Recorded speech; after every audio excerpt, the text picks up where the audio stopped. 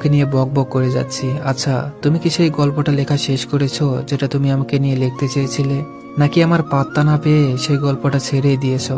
এবার গল্পটা কিন্তু অবশ্যই লিখবা।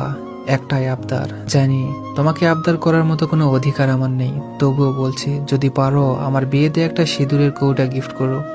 অল্প দাম দিয়ে কিনো। তোমার হাতে সিঁদুর পরাটা আমার কপালে ছিল না হয়তো, কিন্তু তোমার দেয়া কাটায় সিঁদুর রাখতে তোমার নিশ্চয়ই আপত্তি থাকবে না। ইতি, অবনী। চিঠিখানা পড়ে খুব আশ্চর্য হলাম, একদিকে ভালোও লাগলো। আমার মতো উজবুককে কোনো মেয়ে সত্যি ভালোবেসেছিল। আমি নির্দিষ্ট দিনে গিয়ে হাজির হলাম। মানুষে মানুষে জমজমাট আবহাওয়া, সবাই খুব ব্যস্ত।